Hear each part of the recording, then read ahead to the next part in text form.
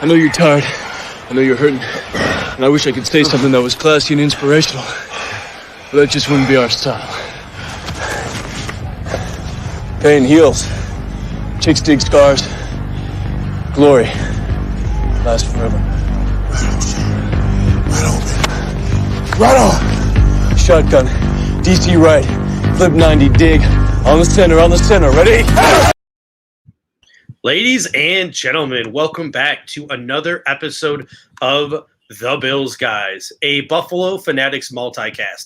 My name is Steve Mathis. You can find me on Twitter at Judge Mathis, and I am joined, as always, by my co-host, Dave Tilton. You can find him on Twitter at Tilt Money. And that introduction is fitting today because it is Shane Falco in the huddle for the replacements, and we are 3 weeks away from seeing our franchise quarterback, Josh Allen, in the huddle of a regular season football game for the Buffalo Bills. And we got our first glimpse of that today. The Buffalo Bills were practicing on a real football field in a stadium. And it was glorious, wasn't it, Dave? You know, it was sweet. You know what's nice about it being in the stadium is you get all these good camera angles, right? When they were at St. John Fisher, they're mostly just field level camera angles, so it was nice getting them some from like the corner end zone angle. Like it was sweet to see them. I know like McDermott said like they love going to St. John Fisher, and like we've talked about how it was, it's great but I kind of like it at Bills Stadium, to be honest with you. I think it's cool, and I just think it gives the guys a sense of like, hey, this is like where we're going to be on game day.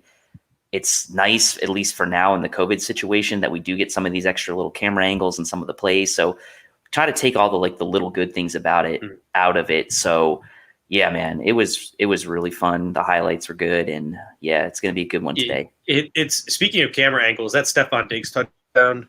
I think Bruce Nolan said it on Twitter. He was like, "Kudos to the cameraman for tracking that ball. Like the ball was tracked just as well as the play was, or as the ball was, and by Stephon Diggs." So. But you got to give credit to it was similar to a golf ball tracking. Yeah, those camera guys don't get enough love, man. They do a good job. We have 500,000 topics to talk about today, like absolutely insane. So let me just preface this by saying our show today is going to be an absolute walkthrough of what happened today, because oh my God, I was trying to work today and I couldn't help myself but just scroll Twitter. Because Bill's practice was lit today. It was absolutely lit, as the young folks would say. So what we're going to do today is we're just going to take it piece by piece. We're going to chunk it. We're going to talk about literally everything.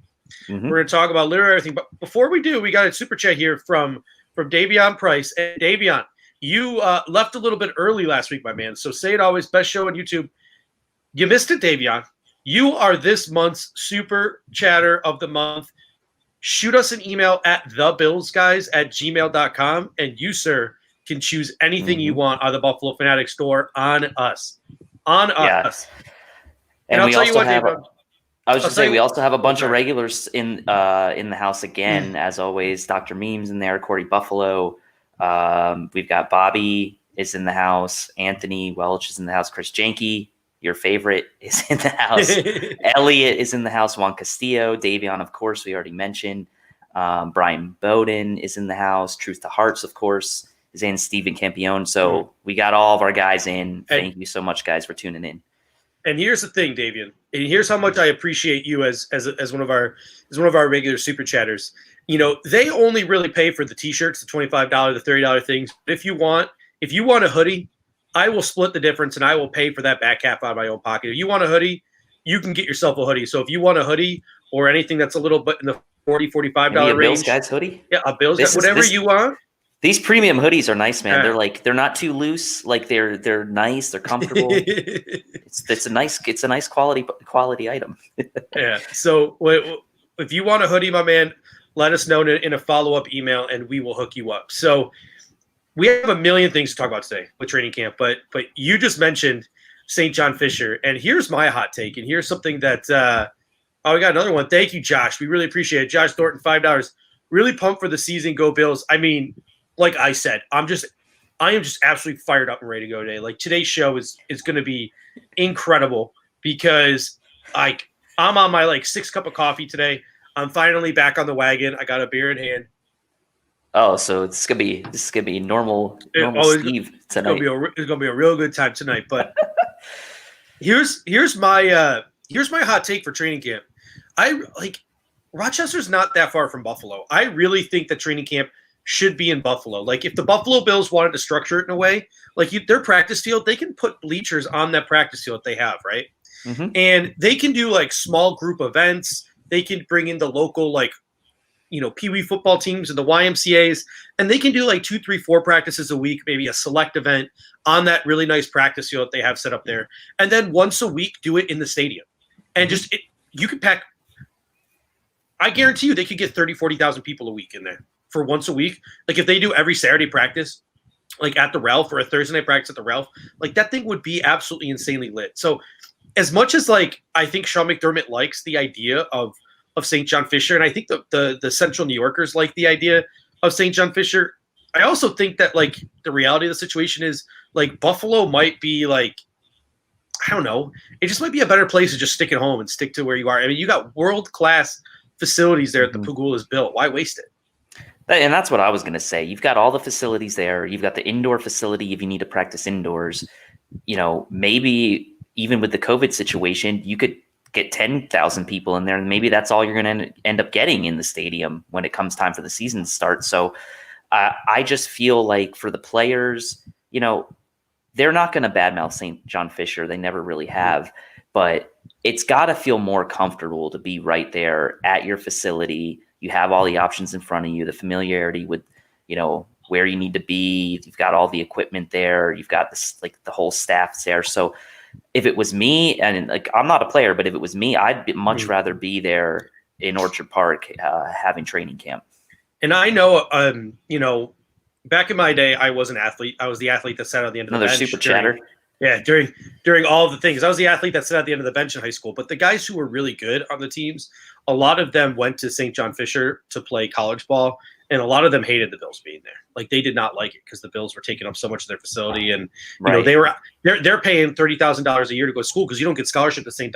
John Fisher, and they're out in like a pop-up tent, soaking in like an inflatable cold tub, while the Bills are getting the actual like gym facilities. So, I mean, who knows if they, like Chris mentioned in the comment section, obviously you're not from Buffalo.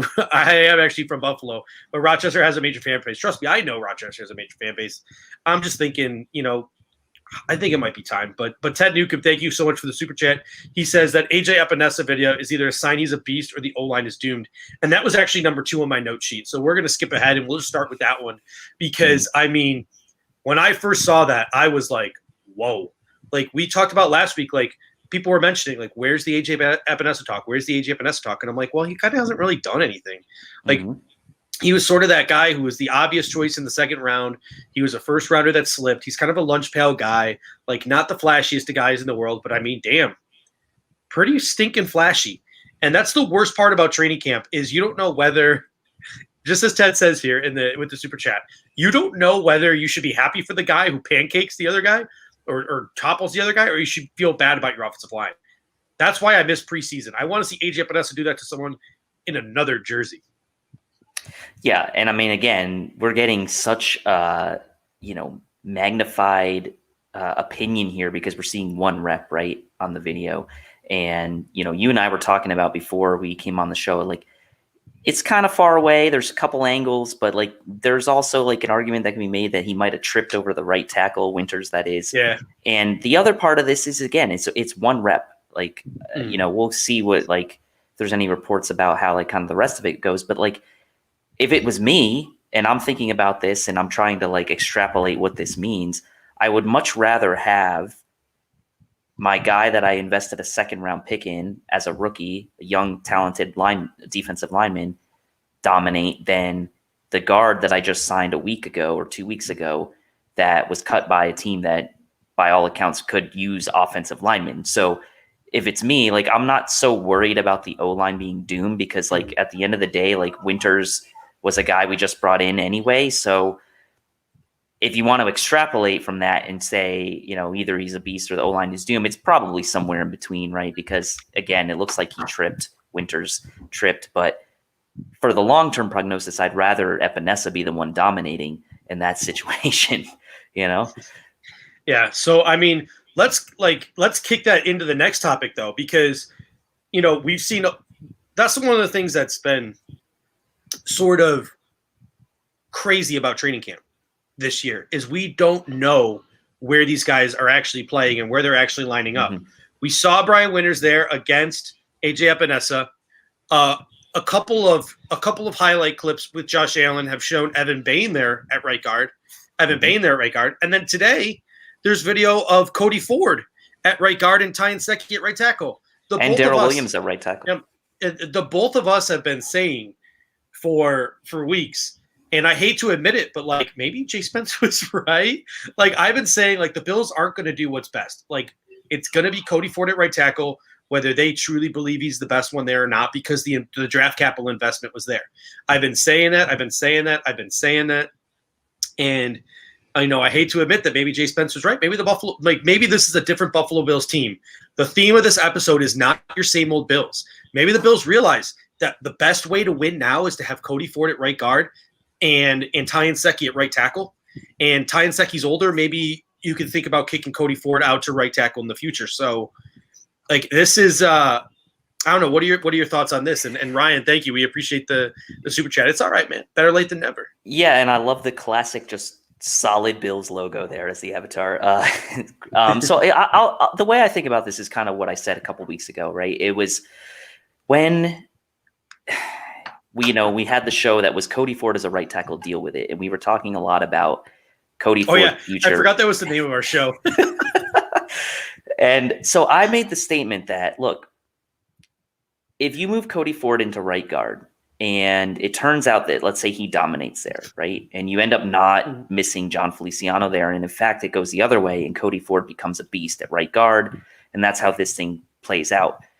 It's a couple of things. Number one, the Bills are kind of either admitting that they made a mistake or at least admitting that they're willing to change off of statements that they made in the past when Bean said we drafted him to play right tackle. Fine. They're going to change. They're going to adapt. I like that. I like that they show they're going to do that if that's the case. And then secondly, and Secchi's gone after this year, most likely. We're not going to bring him back. It's the time where, if that's the case, you invest early draft capital in a true tackle prospect, not this in-between sort of versatile, could be a guard, could be a tackle type of guy. You put your capital in a guy that is an elite, could be elite tackle prospect, and none of this like wishy-washy stuff, because I know we value versatility on the offensive line, but I think sometimes it makes it a little tricky on like what you want to do with these guys. Like if you have a guy that's purely a right tackle and he's a great prospect and you draft him, that's not a problem. Look at Deion Dawkins. Like he's a left tackle. He's over there. He's a stalwart. He's good. Like we don't have to worry about position flex with him. So position flex to me is more valuable, I think, on the interior where you have guard, center, maybe flex, or even at tackle if you could play left or right tackle. But like this guard tackle position flex, I'm kind of coming off that a bit because it seems like I don't know if we're kind of like trying to force things where we really don't need to be forcing them. And like, if it was me, that's how I would approach it for the long term. If it turns out that Ford dominates at guard. You mentioned a name there too, and that name you mentioned was Deion Dawkins. And when we did that show, Cody Ford is a right tackle, deal with it. One of our biggest, pieces of evidence, one of our biggest claims for stating that we think Cody Ford is a right tackle, deal with it, is the fact that Deion Dawkins, who knows if he was going to be a Buffalo Bill in 2021. And you don't want to have to replace both of your tackles in one off season, especially when you're a team that you think is on the cusp of doing something great. But now that Deion Dawkins is locked in, now that you have Deion Dawkins, why do I keep saying Cody Ford? Now you have Deion Dawkins for the next 4 years. Maybe that makes the Buffalo Bills feel a little bit more comfortable swapping a guy like Cody Ford inside. All right, we got another super chat here from our man Mark Blomquist. He says, "Showing my weekly love, guys." Barstool Stadium. So, oh god, again, you guys are just checking the boxes here because these were on my list. I'm just crossing these off one by one as we go along. We haven't even gotten to my favorite one yet. I'll get to that one in a little bit. But the stadium name, the Buffalo Bills. They practiced in the stadium today, and what did they announce the name of the stadium? They announced the name of the stadium as Bills Stadium. Before we get into the Barstool talk, I really think the Bills dropped the ball here. And I want your take, and I want the people in the comment sections take on this. If you're going to have a temporary name for your stadium, Like, if you're going to have a name that's not going to be there forever and it's not going to hurt you, like, why not do something creative or fun with it? Like why not? Why not call it Bills Mafia Stadium? Why not call it?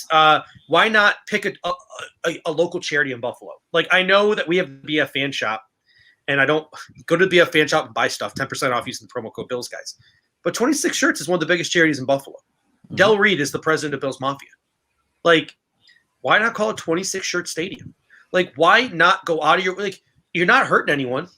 Like, it's not going to hurt your next sponsor by temporarily naming your stadium something else. Roswell Park Cancer Institute Stadium. Like, come on. The Bills had a chance to just have some fun with it or do something great in the community. And they just chose to call it Bills Stadium. Like, do they not want to spend the money on the paint? Like, I just don't get it.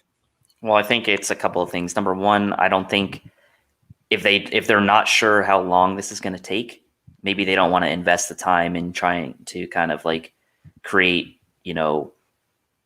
facades or like banners or whatever with a temporary name, right? If you keep it as Bills Stadium, you really don't have to do anything around the stadium as far as like enhancing any of the facades or banners, right? So that's one thing. The second thing is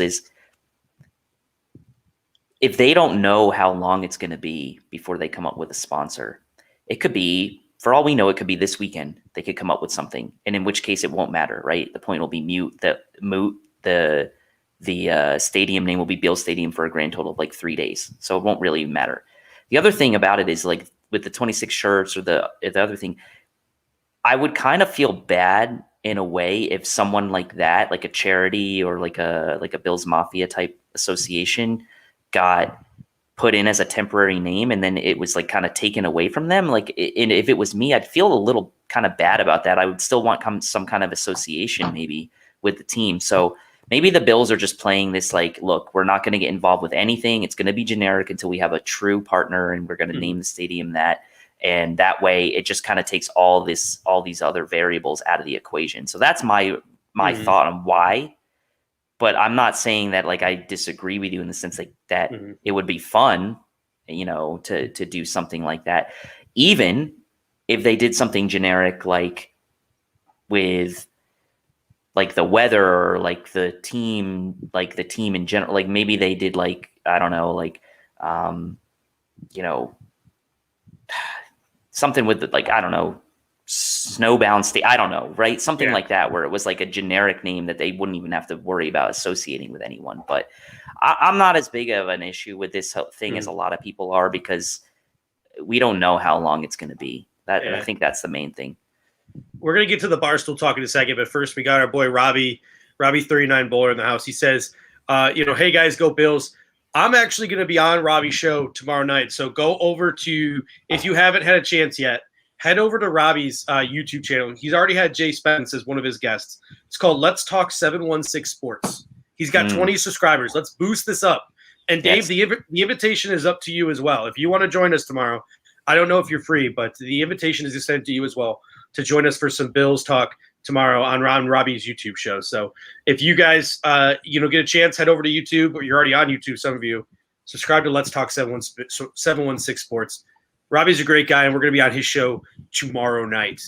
All right, the Barstool talk. Dave Portnoy made some noise today saying that he's interested in buying the naming rights to the Buffalo Bills Stadium. Listen, we can get into a long, drawn-out conversation about Dave Portnoy and Barstool and their culture and all these things, but at the end of the day, it's pretty plain and simple. Roger Goodell hates Barstool, hates them, detests them. With every fiber in his being, Roger Goodell will do everything in his power to destroy Barstool. Even though everything in his power to destroy Barstool usually makes him stronger, in this case, there is a clause in the lease that says that Erie County and the New York State government have the right to nix any name to the stadium if they feel like it sort of isn't appropriate. I don't know the exact language of it, but if they don't think it's appropriate, if they think it's embarrassing, blah, blah, blah, like they already declined Tushy Stadium. Roger Goodell, the NFL headquarters, is in New York City. Roger Goodell has just gotten done building a brand new, what it's now going to be like $6 billion by the time he's done with it, stadium in Los Angeles. and the NFL Network Studios is moving in there as well. Mhm. All Roger Goodell's got to do is pick up the phone, call Andrew Cuomo, and say, "Dude, you let this happen. Bye-bye. We'll take our NFL headquarters to Los Angeles. See ya." Mhm. That's all he's got to do. So, like, as much as we want to talk about it, as interesting as some people think it might be, I'm more confident that it'll never happen than I am that Cody Ford's going to be a right tackle. It's not going to happen, right? Or at least I don't think it will. I shouldn't say with 100%, but it fairly certain it's not going to happen, right? The other thing is like the Bills have been very vocal, as of a lot of teams, about sort of speaking out around social issues as well, right? And there's obviously been a lot of controversy around some of the things that Portnoy has said in regards to some of the social issues going on in the country today. So I just don't see that happening with this organization, and I really don't see it happening generally with any team. I mean, Barstool for what they are, like it's getting them press, it's getting them attention, and I think like Dave Portnoy is probably fine with that, regardless of whether this becomes a real thing or not. So I don't think it's going to happen, and it just doesn't seem like with the culture of the organization, that's the type of partnership they'd be looking for. And I mean, look, it's always going to be the Ralph to me, right? Ralph Wilson Stadium. That was like the name before New Era, right? Because there was no proper sponsor. So see a lot of people in the comments saying like the Ralph, and like for me, I was always the Ralph, right? For a lot of people, it was Rich Stadium, whatever. So, sure, you can call it the Ralph. I mean, that was never really that was never sponsored. It was just the owner's name, right, at the stadium. So, but as far as the Barstool thing, I just don't see it happening. And here's the thing, too, and this is where I'll say my piece with Barstool. I'm gonna preface this by saying I'm not a big fan of Dave Portnoy. Like, I'm not like some people who think like over the top, like he's the worst human being in the world. Cancel him. Like, that's not who I am. Like, but at the end of the day, like, I just don't like him. He rubs me the wrong way. I will tell you this. I like Big Cat. I like PFT. Big Cat's a Bears fan. PFT's are a Washington Football Club fan. I like them. Those are good dudes. And I think that they're genuine. When they come here and they tailgate with people and they're having a good time, it's genuine. When Dave Portnoy comes to Buffalo and he drinks beers with Bills fans and he chats up with Bills fans and he talks up Bills Mafia, there's absolutely nothing genuine about it. Absolutely nothing. The dude is doing it for this. Rico just said money talks in the chat. Dave Portnoy knows exactly what he's doing when he comes to Buffalo, and he shoots videos of people smashing themselves through folding tables, and he chugs beers with them. He's making money. The dude's an asshole. He's a Patriots fan. He's not doing it because he likes us. He's not doing it because he respects us. He's doing it because he knows he can profit off of our backs. So I'm not a big fan of Portnoy. There are a lot of guys at Barstool I like. The guy in charge of Barstool is definitely not one of them. So I'm going to leave it at that. Yeah, I mean, look, it'll be interesting to see how long this story kind of like drags on for, right? I imagine that until the Bills make a statement, right, on this, then it's probably something that we'll continue to kind of hear about bits and pieces. But I would imagine that, the Bills were pretty quick today to kind of announce around Bills Stadium. Steve, take your feelings. Well, that's true. But here's what I'm going to say. If Barstool, in some world where Barstool does get the naming rights to the Buffalo Stadium, you already know that the city of Buffalo or city of Orchard Park and the Bills, like the Pagulas, they're all trying to put a stop to what's going on in these parking lots. They kind of see it as embarrassing. And putting the name Barstool in the stadium, it's going to accentuate the tailgating. It's going to make the tailgating even crazier. And for all the people, and Rico, this is a question for you in the comment section. Do you like it when the Buffalo Bills are associated with a drunken tailgate and with people throwing themselves through flaming folding tables and people getting so drunk that they're puking and banging each other in their cars in the parking lot? Like, is that the Bills Mafia that you like? Is that the Bills Mafia that you associate with? Because if that's the Bills Mafia you like and the Bills Mafia you associate with, you're going to absolutely love Barstool. You're going to love them buying the name of the stadium. And it's going to make you tons and tons and tons and tons and tons and tons of money because there are a lot of people that like that. But at the end of the day, if that happens, all the good that Bills Mafia does, the Andy Dalton charity, the 26 shirts, all the good stuff we do. That's going to take a back burner to the Barstool culture, to the tailgate culture, to the throwing yourself through flaming. It's only going to amplify it. It's only going to amplify it. And that's just my opinion. Would it be a monetary boom? Would the Bills make a ton of money off it? Yeah. But I mean, I don't know. To me, I think integrity is a little bit more important than money, but that's just mine. Well, and the other part of this is there's only 32 stadiums, right? So just like there's like when people talk about how, hey, there's only 32 head coaching jobs in the NFL, there's only 32 starting quarterbacks in the NFL. There's actually less than 30 stadiums. I take that back because the Giants share a stadium and the Chargers and Rams are going to be sharing stadiums. So I think there's only 30 stadiums. But the point being is that the naming rights to a stadium is a premium commodity for some business out there. And I think if the Bills have their choice of multiple businesses who are interested in having the naming rights to the stadium, then they're going to pick the one that most associates with their culture in the organization. I just don't see it being Barstool. All right. Corey Buffalo says next topic. And Corey, we are going to oblige you. Here was the number one topic on my list. This is the number one thing that I wrote down. And obviously, I can't believe we're 26 minutes into the show and we haven't talked about it yet. Stephon Diggs and that catch from Josh Allen today.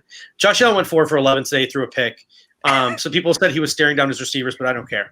So so Diggs catch on the Allen toss over the middle. And I'll tell you what, like, it was sort of a light bulb moment for me. And it was a combination of Adam Nannini's podcast, The NFL Basement, which dropped this morning. Unfortunately, his co-host, couldn't join him, so he had to go solo. And he kind of threw together a show on the fly, but it was a hell of a show. Yeah, Adam did a great job. He talked about, the expectations for the Bills this year combined with the paranoia of being a Bills fan. And I'll tell you what, like, I'm nervous as heck. Like, I don't want to be too confident. I don't want to be too cocky because I feel like if I do, the Buffalo Bills are going to come out and they're going to lay an egg and it's going to be the same old Bills and it's going to be the same old embarrassment. I'm afraid to come out of my shell but when I saw that Stephon Diggs catch, I don't care if it was against Ike Brown. I don't care if Josh Allen went 4 for 11 that day. Like, I'm seeing Stephon Diggs catch a football for the Buffalo Bills, and I'm seeing Josh Norman intercept balls at practice, and I'm just thinking to myself, it was against Wallace, wasn't it? The catch? No, it was 30. It was 38, not 39. It was okay. Like it looked like 39. Yeah. Okay. So, but it was just a light bulb moment for me. Like, I'm ready to be all in. Like, I'm ready. I'm in, guys. I'm in. Like I'm ready to confidently say that this Buffalo Bills team is the best team in the AFC East.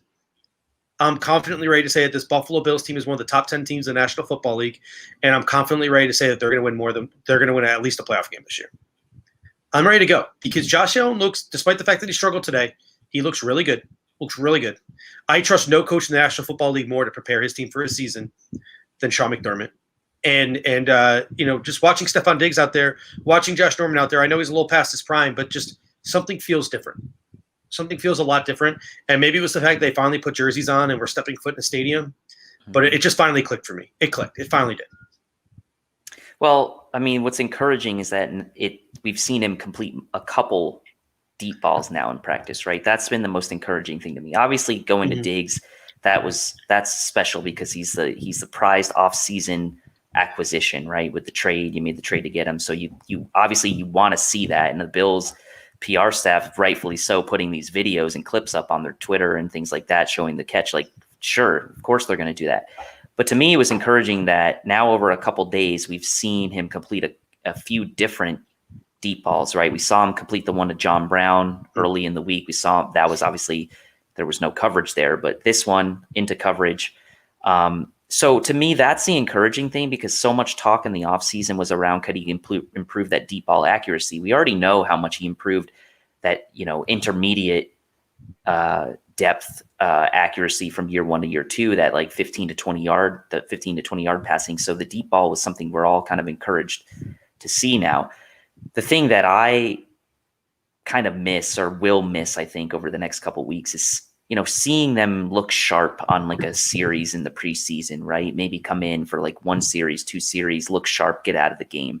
That's to me the thing that always kind of made me feel really good and give me that like extra bit of confidence going into week 1 was first team offense, march down the field in a preseason game with like, let's say it's like, first preseason game, march down the field, one series, you're out of there. Maybe in the third preseason game, you give them like a quarter, maybe a half, they score 2 touchdowns, they're out of there.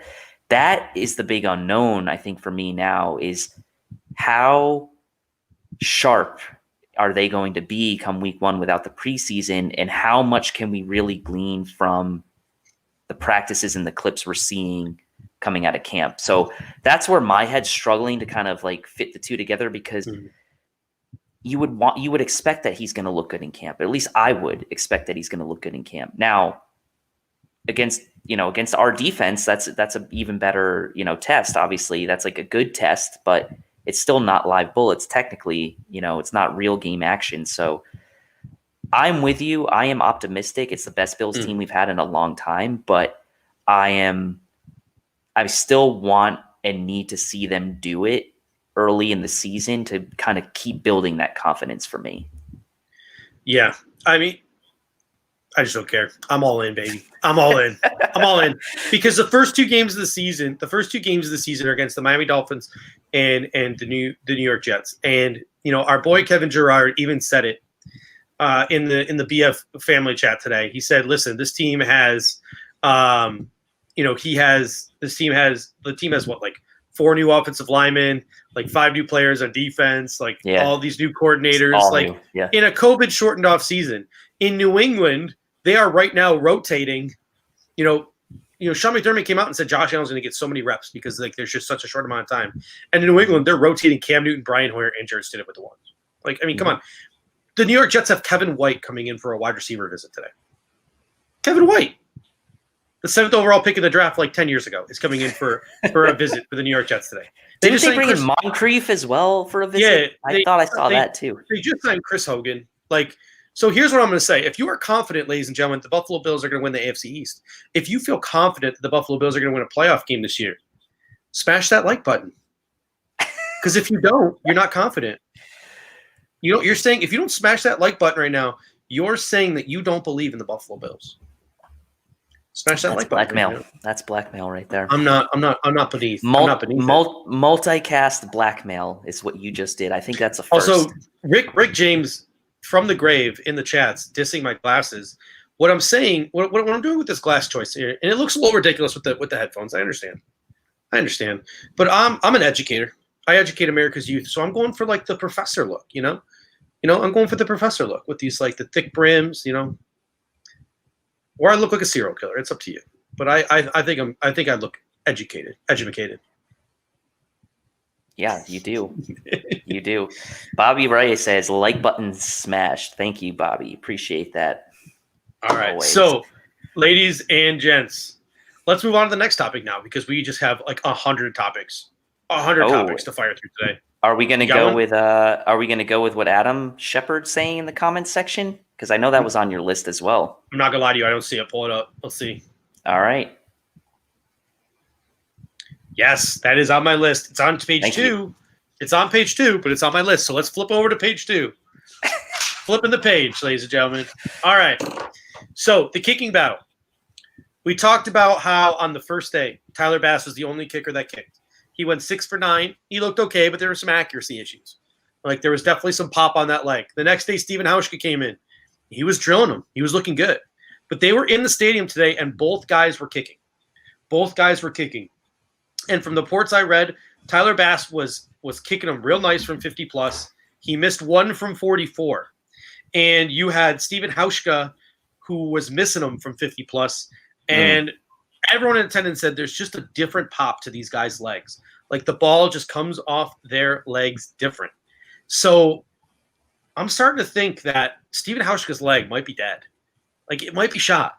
And, I was all for Stephen Hauschka to win this battle and to try to bring Tyler Bass along slowly, because nothing scares me more having a good football team than a young kicker. But I think the Bills might have to sort of suck it up and bite the bullet and let Tyler Bass work through some growing pains while being the starting kicker for the Buffalo Bills. What are your thoughts?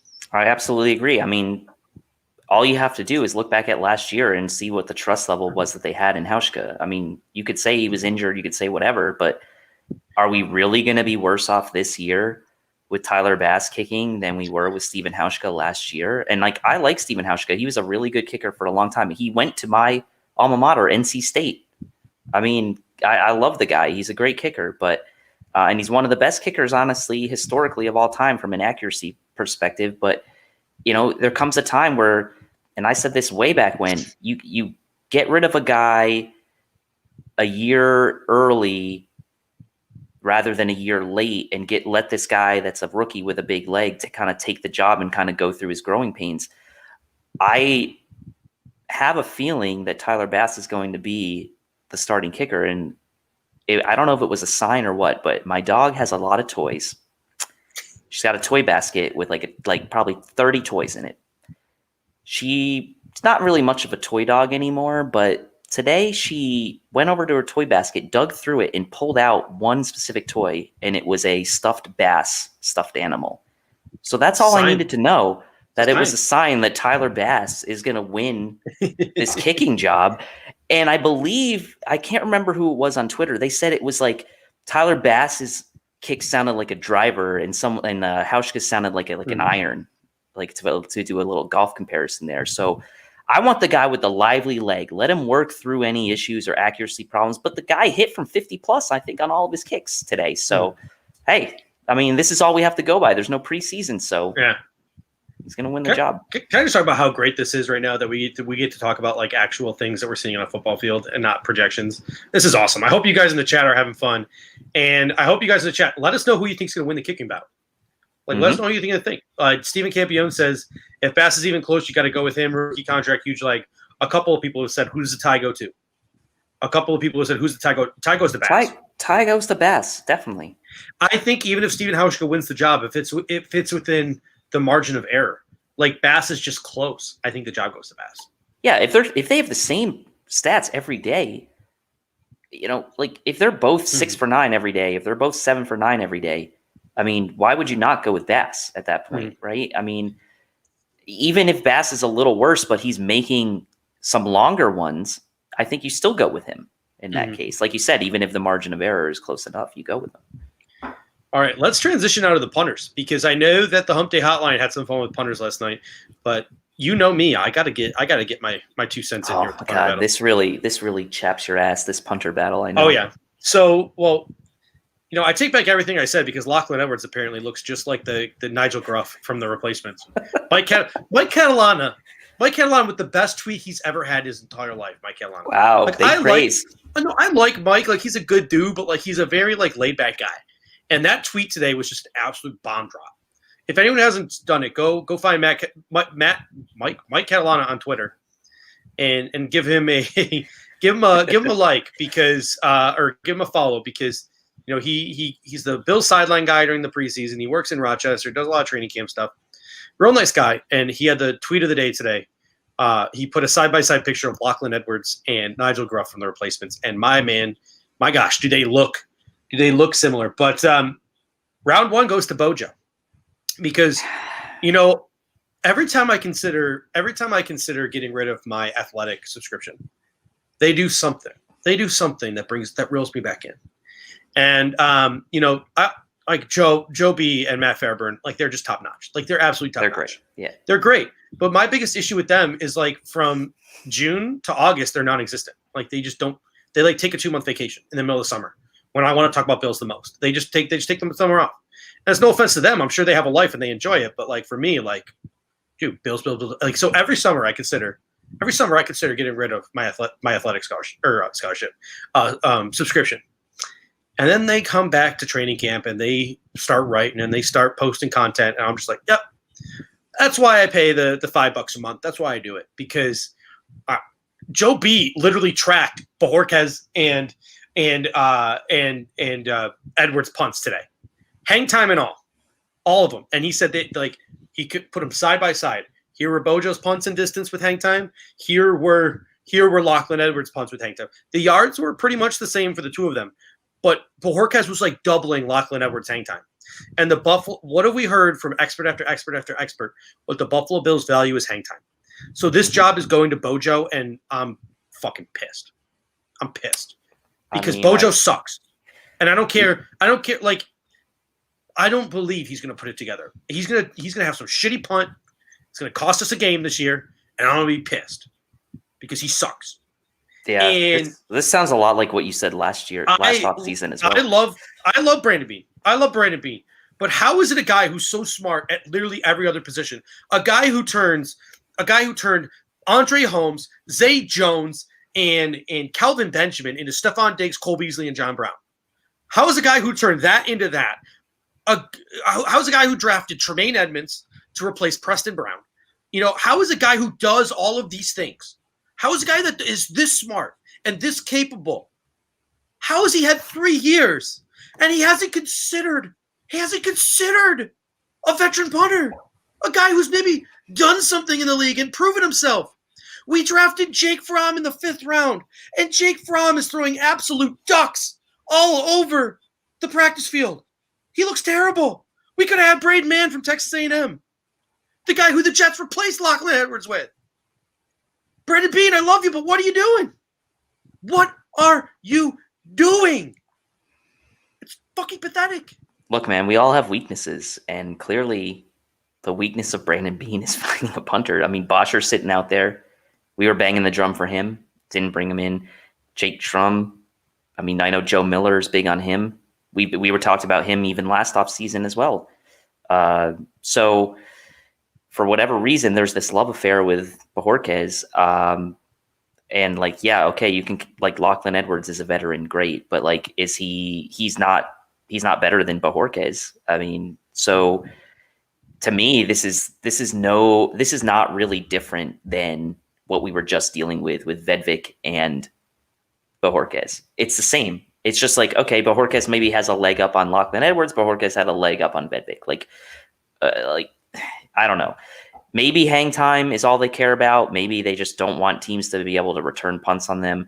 I don't necessarily think Bojorquez is that great of a coffin corner punter either, if that's what you're kind of going for. So to me, it's just one of those things. I don't know if like they're just spending so much time trying to worry about the rest of the roster that punters seems to be like a little bit of an afterthought for them. You don't think that's the type of approach that, guys like Beane and McDermott would have. You would think that like every position they're going to be kind of like so deep into figuring out best possible player, but there must just be something about these guys that are out there on the market that are just sitting out there that they just don't like. And like, I mean, who am I? Like, yeah, Matt Bosher. I mean, mentioned him earlier. Like we were plugging him on the Bills guys account for like 4 straight days. Now? Yeah. 4 straight days. Like are all like go back to our tweets from like since Monday. I think like half of them mentioned Matt Bosher. Yeah. So I want no part of Jake Schum. Like that's Joe Miller's thing, Rico. You can go bug Joe about that one. I want no part of Jake Schum. But Corey Buffalo says it's not that serious. I take my punters very seriously. Oh, Bosher would be my choice. I mean, for sure. I take my special teams very seriously.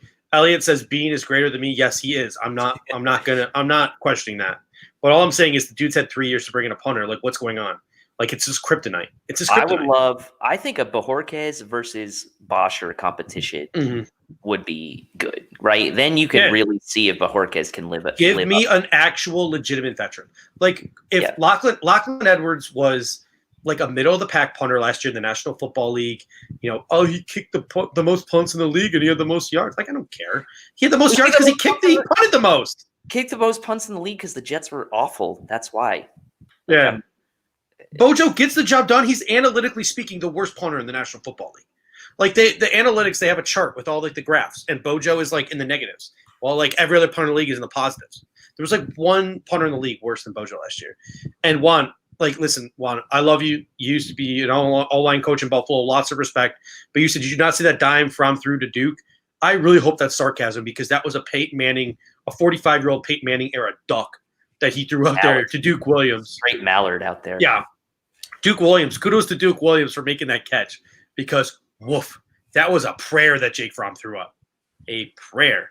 And then Chris Janicki, as always, with the very great comment. He said, does anyone know about Bosher?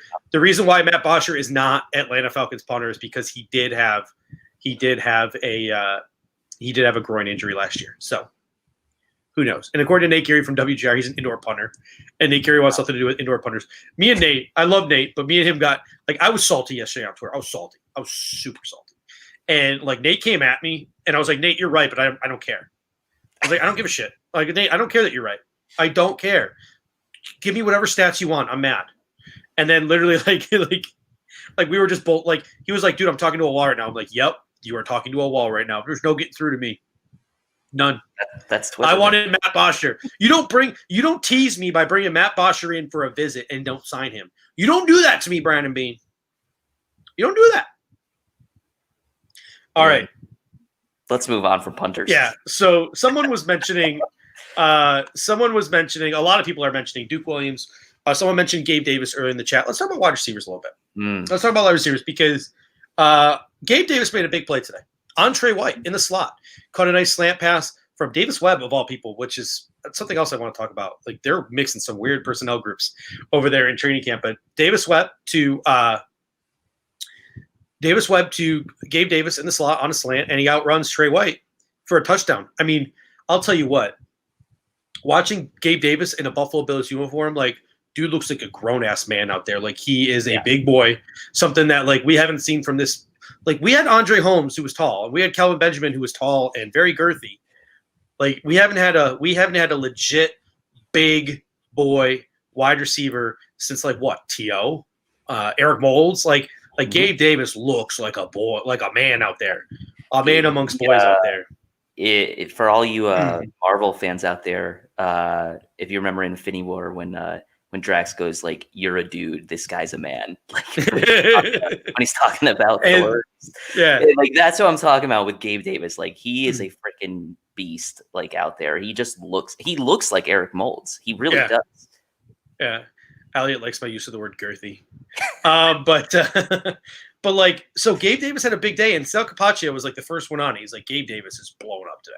Gabe Davis is absolutely blowing up. But he also later on in the thread, he like said, listen, like Gabe Davis is blowing up today, having himself a day, but Isaiah Hodgins has been better. He's been the better of the two receivers so far. So they're both making the team, man. The point I want to get to is that I think that we're going to see, and this was actually, we're 47 minutes in, and I think we're finally getting to the point of the show, not your same old Bills, was I think we're going to see an evolution. We'll get there eventually. I think we're going to see an evolution in the offense this year. I really do. I know DeMarco was hurt. Today, but I wouldn't be surprised when cutdown day comes around if Patrick DeMarco is gone, if Lee Smith is gone, if gadget guys like Isaiah McKenzie are gone, and this team is just ready to full grown beat your ass with their actual legitimate starters.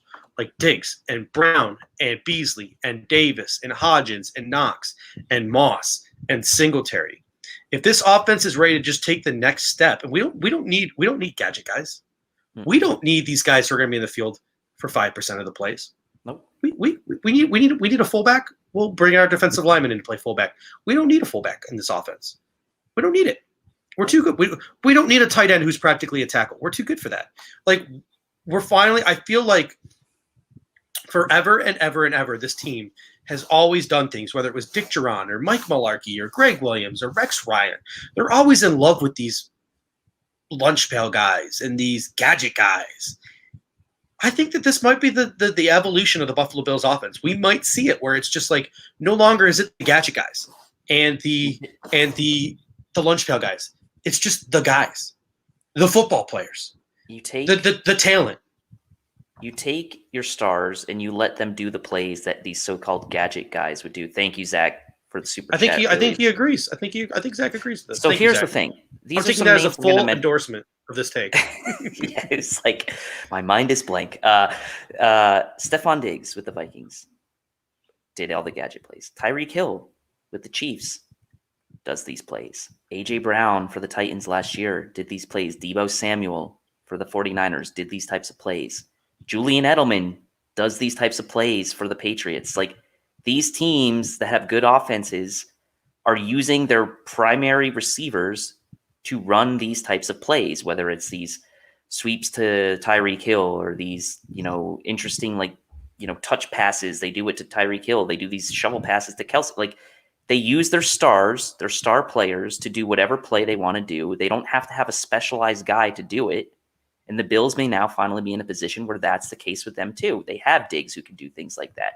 They might have a guy in Isaiah Hodgins who could do some things like that. They might have, between Moss and Singletary, they don't have to worry about some of these like other things that they need to do around the line of scrimmage. Like, Stephon Diggs can do everything Isaiah McKenzie could do. Okay. Like, it's not a knock on Isaiah McKenzie. I love Isaiah McKenzie, but like, that's a roster spot.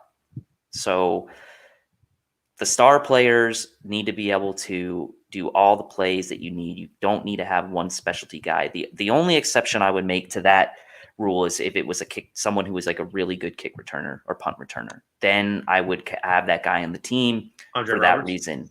Yeah, Andre Roberts, right? And it's like that's the case for Isaiah McKenzie having a role to be a backup returner. But again, we've talked about like in spot duty,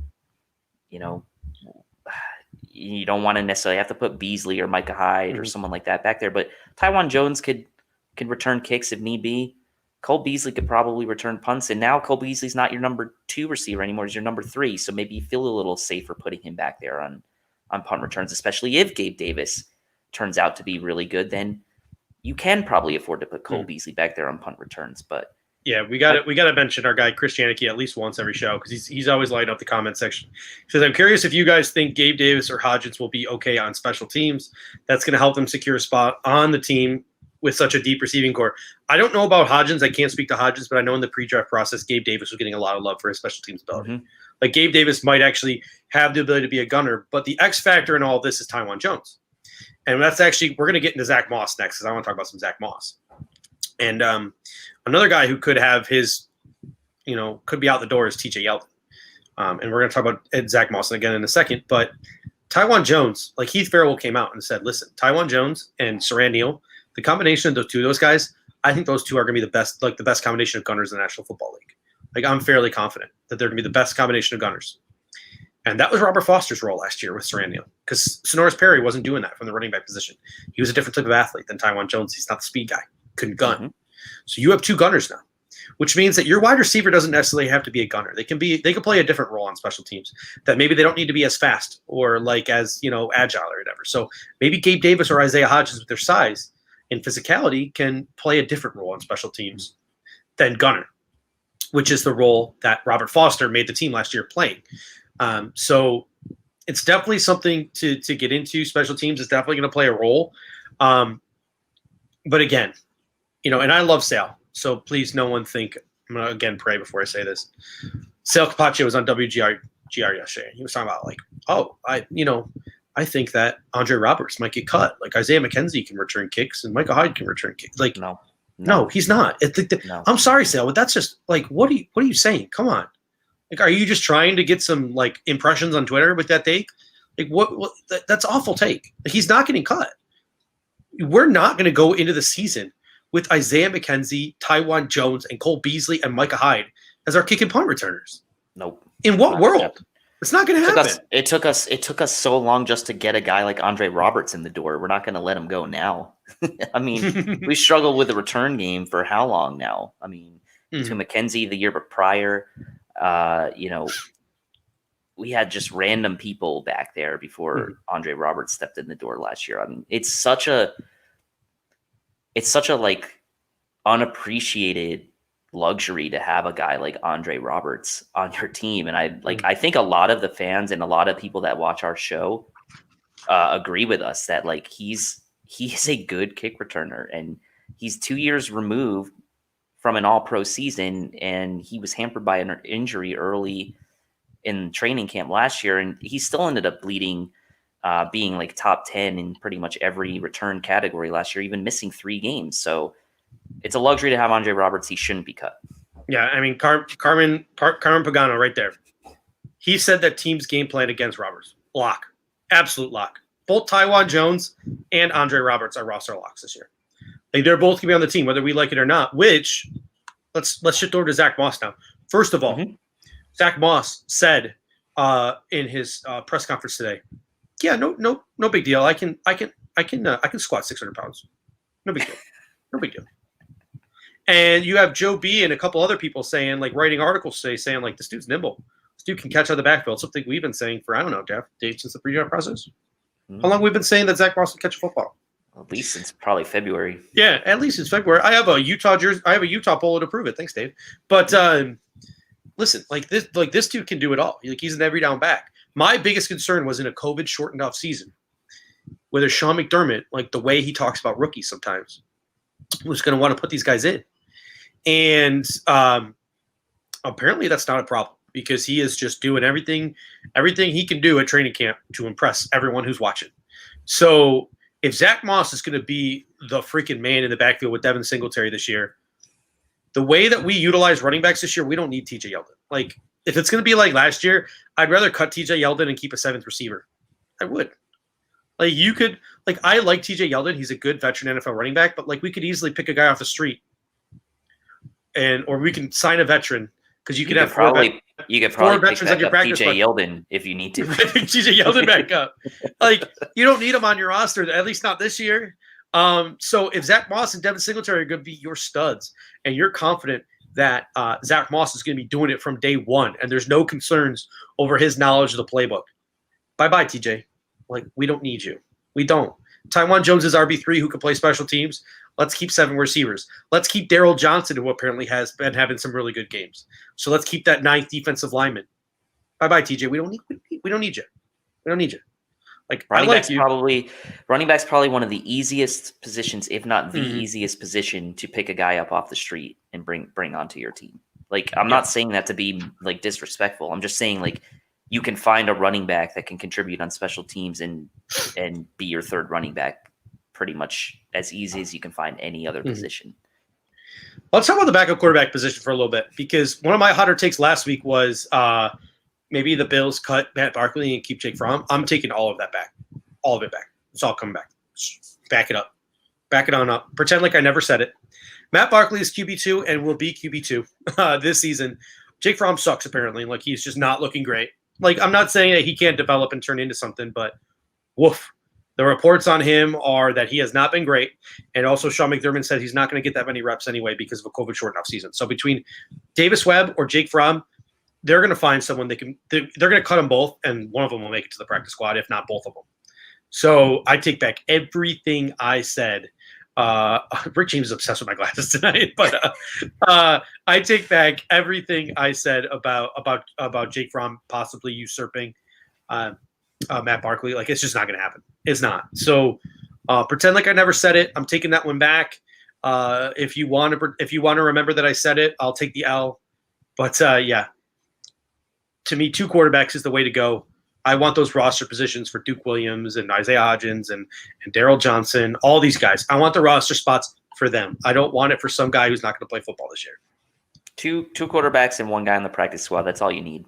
That's all you need, because at the end of the day, if something happens to Josh Allen, God forbid, like, at that point, your season's pretty much in the balance anyway. So there's no point in having 3 quarterbacks on the active roster. Keep 1 on the practice squad, whether it's Fromm or Davis Webb, or even both, and just have Barkley as your backup. I'm with you there. You need that roster spot somewhere else. Josh, did you get that L? Josh just likes to chide me because of my Josh Allen takes. It's okay, Josh. I still love you. Maybe this bad play by Fromm means no one else will pick him up, and he'll just go on to the practice squad. Speaking of quarterback, should we be concerned? Josh Allen, he had that one big play today to Stephon Diggs down the field against Ike Brown, but he went 4 for 11 with a pick. Apparently, he looked like he was locking onto some receivers today. Should we be concerned over his day today? Nah, not too concerned. Yeah, let's wait for it to happen twice before we freak out, huh? And we have a good defense too, man. We like that's the other thing. If we were like some Swiss cheese defense that was terrible and it was like our third stringers, then yeah, I'd probably be concerned. But like, it's just one day of practice. I mean, we got several weeks to go. If he has like 2 or 3 of these in a row, then yeah, maybe we get a little concerned, but everyone's going to have an off day here and there. I'll tell you what, this training camp is throwing me off because, like, you see, like, Reggie Gilliam with the ones. You see Evan Bain with the ones in some plays. You see, like, Josh Allen throwing to Gabe Davis and Isaiah Hodgins. But then you see Davis Webb throwing to Gabe Davis with Trey White covering him. Like, they are mixing and matching at training camp, and it is throwing me off Like, I'm so mad that they can't report who's first team, who's second team, who's what. Like, I think think getting a drone to fly over the stadium. I don't have that kind of money. If anyone's got that kind of money, let's figure out. I think Josh Allen. I think Sean McDermott's just messing with people. Like, I really think that he's doing it on purpose when the media is allowed to report. So that's the only thing they're allowed to report on. Like, I think he's just messing with people's heads. But that's just me. There's a couple more things I want to touch on. One, Marcel Louis-Jacques said the defensive line has been absolutely dominating the offensive line. Now, I'm not saying our offensive line is great. My take forever has been that our offensive line is average, and that's okay in the National Football League. But our defensive line, Sans Ed Oliver, who's been out with a hip injury, has just been pushing themselves into. So maybe that has a lot to do with why Josh Allen's struggling. Has been pushing the offensive line back into Josh Allen for 2 days now, absolutely controlling the line of scrimmage. I nicknamed them the Blue Tidal Wave, a couple of shows ago. They might not have elite end talent outside of Ed Oliver if he hits that ceiling this year. They might not have it. But they have so many like good to above average players on the defensive line, and they can rotate in and out, and they can mix and match, and they can give defenses absolute headaches. This defense has been really good for 2 years under Sean McDermott with an average defensive line. This year we might have a great defensive line. Like, whew, look out. Like, can you imagine this defense if the defensive line steps up and they are absolutely incredible this year? I mean, the depth. We've talked about this. I made the statement that the defensive line is the deepest position group on the team, even without necessarily maybe like that top end upper echelon star, right? Like Jerry Hughes is aged a little bit. He's still pretty good. Epenesa's young. Oliver's young.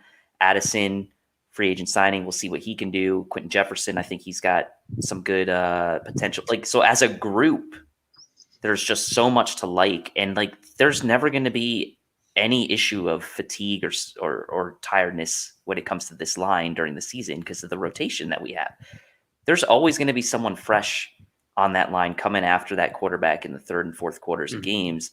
And those are that's the money time in the games, man. That's where you get those big, Von Miller is great at this, right? He is great at like sealing games late, making a big tackle, fumble. Like I watched a lot of Broncos. Like that's the closing moments of the games. That's what you want. You want that defensive line getting the pressure when the offensive line's tired. Now the concern is, do you have a concern about the offensive line at this stage? I mean, I think typically we see this right every year in camp, the defense is always a little ahead. And our defensive line is just playing better than the offensive line for that matter. So, and here's the thing too. Even if it comes back down to earth, by the end of the season, the first 2 weeks of the season, the Jets have like a brand new offensive line. The Dolphins have a brand new offensive line. Even if it's just an early advantage, this defensive line, the way they're operating and pushing our offensive line year two together back into the backfield in practice, there's no excuse not to start the season 2-0. No excuse. Absolutely no excuse. Because they should be absolutely wreaking havoc upon the New York Jets and the Miami Dolphins offensive lines that early in the season. There's no excuse not to go 2-0. Mm-hmm. Yeah, I mean, you have to, right? Mm-hmm. We've got a couple people. Oh, sorry. You go. No, go ahead. Got a couple people in the comments mentioning Jadeveon Clowney and Yannick Ngakoue. Again, we've talked at length about the cap space and wanting to save as much money and roll over as much money into next year, to try to re-sign guys like Matt Milano. That's always, I think, a thought in people's heads. Some people might say, hey, cut Trent Murphy, sign these other guys. It's only a $5 million investment because all the money you're saving on Trent Murphy. Greg Tom said of Cover One made a great point when it comes to Yannick. And he also, I think this also goes for Clowney as well. If we were to trade like a second round pick for Yannick, or we were to sign Clowney, the Yannick thing, if we sign Yannick, or we trade for Yannick, trade a second round pick for him. He comes in here, has a monster season, helps us win a lot of games and make a deep push in the playoffs, maybe even win a Super Bowl. But we let him go, we could still collect a compensatory pick, which will probably be a third round pick for him. So we're only moving back around for a season of Yannick, a rental player. It's something to consider. I think it'd be something to consider. Jadeveon Clowney, signing him now to a 1-year deal, letting him hit the free agent market next year and sign somewhere else could get you a compensatory pick. Something else to consider. So it's an investment not just in now, but also in your future. So I mean, if it's me or if it's a guy like Everson Griffin or Clowney or whatever, a 1-year deal makes a lot of sense if you can pull it off, because we still got the normal cap for this year. You've got cap room. Next year will be reduced cap, and it won't have to worry about it. They'll be gone. So I don't mind a 1-year rental. To me personally, I would rather sign a guy like Clowney or Griffin for 1 year, and rather than trading for Ngakoue as a 1-year rental, even though you might get the compensatory pick when he leaves, just because then you give up no draft capital. So to each his own, but anything that where you're doing it in 2020 as a standalone and not worrying about a cap situation beyond 2020, it's reasonable. It's reasonable to think about scenarios like that. Yeah. I think what's unreasonable is that if we traded for Ngakoue, he's going to expect a long-term deal, and that's where it gets a little tricky. Elliot says, is this a 50-sack team? I think it could be, but I don't think a single guy is going to get double digits. Like, it's going to be a team effort getting to 50. Like, it's going to those guys are going to rotate, and those guys are going to wreak some havoc. Sorry, Jeffrey, that it took so long, but we're going to get to Jeffrey Green here. Super chat. I always appreciate our super chatters. He says, with a 93 Bills versus this year's team, who would win? And I think that's supposed to say why. Yeah. Hopefully they're not betting each other's lives in this game. And Josh, can he go for 300,000? I hope this means 3,000 yards this year. I think 3,000 yards is an attainable goal for Josh Allen. I think 4,000 is the number that maybe is pushing it. And the 93 Bills team, it's different eras. But I think I'd still go 93 Bills. And it's because of the quarterback. Like Jim Kelly's done it, Josh Allen hasn't. So talk to me at the end of the season. I might have a different response to this, but right now I think I'd go 93 Bills. Yeah, I go 93 Bills, and 3,000 needs to be the floor. Honestly, he eclipsed 3,000 last year. Mm-hmm. I mean, we got to be talking about 3,500 or pushing 4,000 for him this year. 3,000 to me is the floor for him passing yards wise. And so I think, yeah, I'm with you. 93 Bills, at least for now. Let's see what Josh can do this year, yardage wise. I'm trying to scroll up because someone said something nice about us. My MacBook is not letting me scroll. I'm sure they just deleted that comment because it was probably a miss. No, it's still here. It's still here. James says, this is my third show, and I got to say, you guys are really great together. You both talk at perfect times. Great show. Thank you, James. We really appreciate it.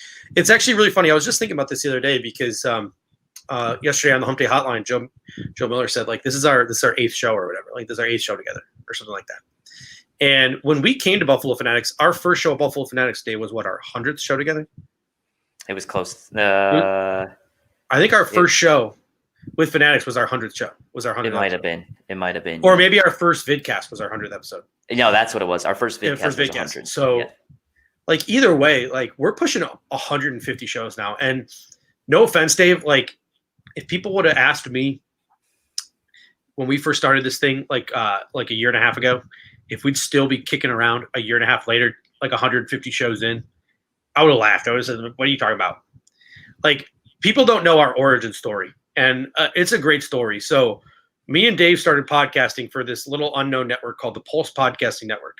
They both reached out to me and Dave because they liked what we had to say on Twitter. They said, hey, do you guys want to do a podcast together? We said, sure. We talked on the phone for 20 minutes, and then we recorded our first podcast together. So literally right after that. our friendship over the last year and a half, 2 years has grown in front of people. Our friendship has grown in front of audiences, in front of listeners, and now in front of viewers. Me and Dave have never met in person. Never once met in person. Mm-hmm. We've been planning on it, and then COVID hit, but we have never met in person. So the fact that I now have a lifelong friend in Dave, and the fact that we went from our mom and dad listening and 30 people listening to our shows to, I think we have 100 on YouTube right now, and we have 100 on Facebook, and about 6,000 people are going to watch this show by the time we air our next show. It's absolutely insane. Honestly, can't thank you guys enough. The way you guys bring it in the comment section every day, you make us better as analysts. You make us better as Bills fans. You make us better as people, man. We really do appreciate it from the bottom of our hearts. These shows, podcasts out there, they're like restaurants, man. They go out of business in like nothing.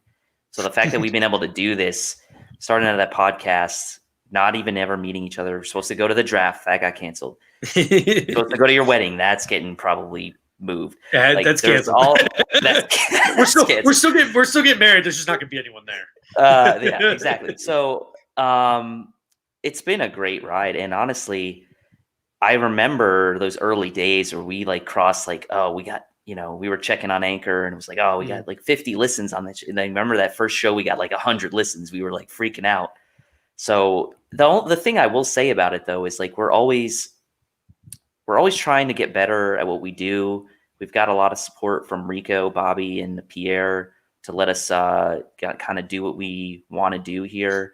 Moving from a podcast to a vidcast was like a little nerve-wracking at first, but I actually really like the way it's turned out in the format. And like honestly, interacting with everybody on a live basis is probably my favorite thing about it. It's just really great to like see live comments and be able to react to them. That's something we didn't really have in the podcast. So that's why this format's really great. And yeah, what a ride, man. It's been now over a year with Fanatics. Yeah. Speaking of what a ride, let's talk about the ride the Buffalo Bills are having, because I know we're already an hour 10 in, but I'm feeling myself tonight. We got one. You might want to rephrase. You might want to rephrase that. But let's get to the Cole Beasley comments, because Cole Beasley's out here talking about how we are the favorites in the AFC East. Cole Beasley's out here saying, he doesn't need stats to know his worth. He didn't come to Buffalo to rack up stats. Zach Allen says, how long is the streaming going? We were a podcast. We've been a podcast since January of 2019? Or was it 18? 20, since we've been a podcast right after the Bills season ended in the 18 to 19 season. Yeah. We started in January 19. So we've been a podcast we were a podcast for the longest time, and now we are a multicast, which it's just different. I kind of miss that podcast vibe, but this is better. This is better. Maybe once we have some free time, maybe next summer we'll do some podcasts too when we have some free time. But the Cole Beasley comments. He said, "Stat doesn't need to know. He doesn't need stats to know his worth. He knows how good he is." And he says it's not about stats; it's about winning. And he came to Buffalo to win. When is between Josh Norman now and Cole Beasley saying, like, screw stats? I didn't come here to get stats. I came here to win championships. It's two guys now. When is the last time people have said that about Buffalo and meant it? And we have two guys saying that thing within a week. It's absolutely incredible. I probably didn't have a long-term memory ability the last time that happened. I was probably like 4 years old. That's just something that we're not used to, right? I mean, the drought obviously killed so much of that. People knew when they came here they weren't going to go to the playoffs. I mean, that was just kind of like the thing. And what a quick turnaround for people to now be saying that. Like, Cole Beasley knows, right? He knows the kind of player is. He said that. He knows he's the third receiver now on this team, right? Like, he's smart enough to know that, right? But he's going to play such a critical role in the slot for us. That slot receiver is such a weapon in today's NFL. It's such a big part of offenses in today's NFL. So even though he's technically the third receiver, he's still going to play the same role he played last year. I mean, you could almost say his role really isn't changing. And so just because he's like technically third on the depth chart now because he's behind Diggs and Brown, it's really not that much different for him. And in fact, it may be a benefit to him. So love hearing that from him. And that the Bills went with two guys that really felt that way last year with Brown and Beasley, based on the comments you've heard both of them say over the last year and a half or so, that they really wanted guys that were going to buy into that mantra. And they seem to have found two guys like that, which is great. Yeah. All right. So if anyone else has any last second questions, throw them in the chat. While you guys are throwing any possible last second questions in the chat, a couple of things I want to run through, some well wishes. First of all, Josh Norman's been having a fire training camp and, went out today with a leg injury. Banged up Bills said it was sort of a roll of the ankle area, thinking maybe an ACL or a high ankle sprain. Let's hope for more of a sprain of something, of an ankle or something, more so than an ACL or an MCL for Josh Norman. I mean, obviously we have Levi Wallace and guys like Dane Jackson and all that stuff, but Josh Norman's been having a good camp, and hopefully today wasn't one of those big injuries that we talk about.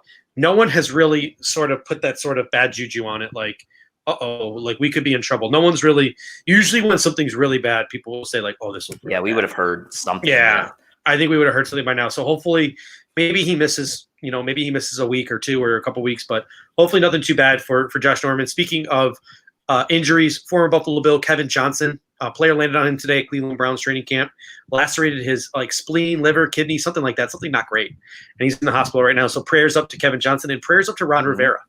Announced today to his team and then to Adam Schefter that he's been diagnosed with cancer. It's in the very early stages and they caught it early. So hopefully, Sean McDermott's former mentor can heal up quick and hopefully he can stay as stay on as head coach of the Washington Football Club because he's just a great dude. Yeah, I mean, I think that news broke right as we were going on air tonight. So definitely prayers up to Ron. Obviously, I watched a lot of Panthers games here being in North Carolina.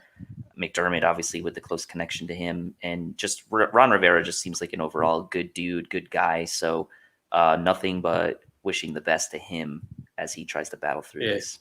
Our main man, Matt Perino, he reported that I would say we got to get him on the show, but he's Rico's guy. We're not gonna steal Rico's guy. So like Matt, though. If Rico were to ever have a co-host, it would probably be Matt Perino. Like those two just flow, man. But he reported that Josh Norman was on the bike afterwards and walked off on his own power, so that's great. All right, so ladies and gentlemen, I hate to end it on a somber note because that was fun. But someone just said if you're arguing fullbacks, punters, and kickers, you got a good football team. I think we got a good one, folks. I think we got a good one. I think that I want to see Ed Oliver back at practice soon. Apparently, he's going to be back soon. Cody, come on, Cody. That's typical. Cody. Cody.